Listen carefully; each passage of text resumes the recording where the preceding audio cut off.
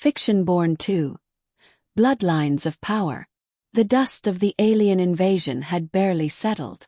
The world, still scarred from the war in the skies, began to rebuild. Skyscrapers were half ruins. Governments scrambled. And in a small apartment in what used to be Midtown, 10-year-old Aidan Cale sat cross-legged on his bedroom floor, surrounded by comics, light novels, and DVDs. His eyes flicked rapidly across the pages of Blade of the Immortal and Doctor Strange. The Oath, absorbing, memorizing, learning. Since discovering he could manifest any superpower he understood well enough, Aidan had become a living legend. But legends needed refining. He was getting better at it, learning the subtle art of switching between abilities without overloading his nervous system, cycling between chi techniques, energy constructs, alchemy, psionics, and even time dilation from hard sci-fi anthologies. But some powers cost more than others. Some stayed with him. Others faded the moment his mental grip loosened. He had to understand them. Emotionally, mechanically, metaphysically. And the next threat was unlike anything alien. It began in Romania. Blood Moon. A team of Vatican archivists went silent while researching the Old One crypt texts. Then came the footage. Grainy but horrifying.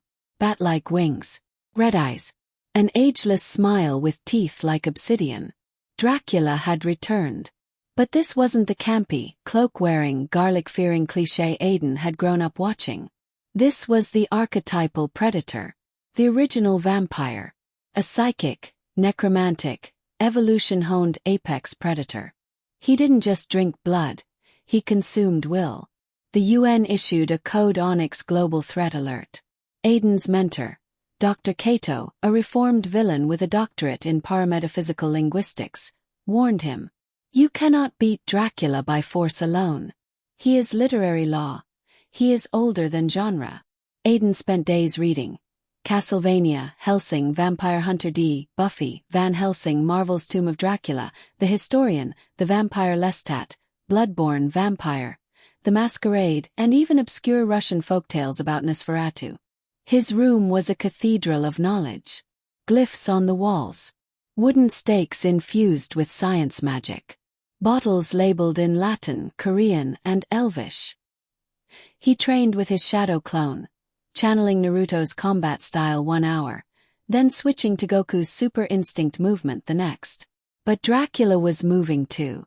Quietly. Cities in Eastern Europe blacked out. No survivors. Psychic interference began distorting dreams worldwide. Aidan woke every night screaming, with faint bite marks fading by morning. Then came the final signal. London goes silent.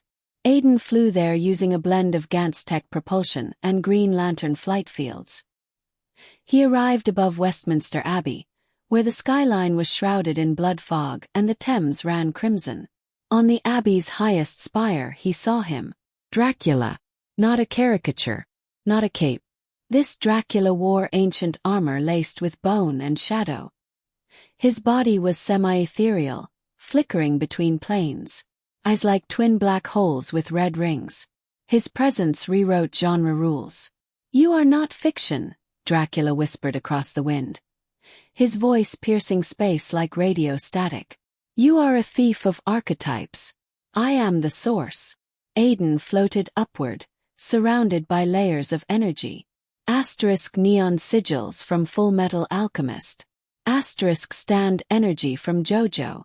Asterisk a lightsaber crackling in his hand. Asterisk a Spartan shield strapped to his back. Asterisk and beneath it all, the serene flow of Avatar Aang's mastery. I'm not a thief, Aidan said.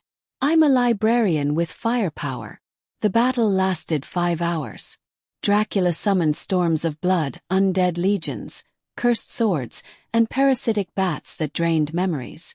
Aidan countered with orbital strikes from Tony Stark's satellites, divine smites pulled from Record of Ragnarok, and a final beam of cosmic energy powered by his understanding of Kirby's source. But Dracula was limitless. At the brink of collapse, Aidan had a revelation. Power alone wasn't enough. Dracula's secret was narrative permanence.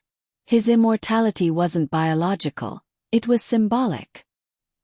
He persisted because he represented something unresolvable, the fear of death, the hunger of man, the night itself.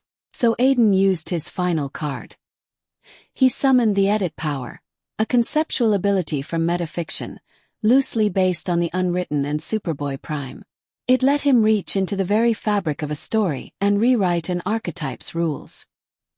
He stared at Dracula and whispered, "You are no longer inevitable. You're just outdated horror." Dracula's eyes widened.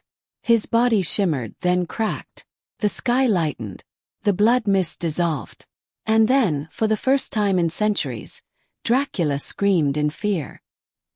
He imploded into a black rose, which fell silently onto the abbey stones. Aidan collapsed beside it, panting. Later, global recovery teams dubbed it the Second Story War. Aidan returned to New York, aged in mind and spirit. He hung the black rose above his desk. Then he picked up his newest series, Chainsaw Man Volume 8.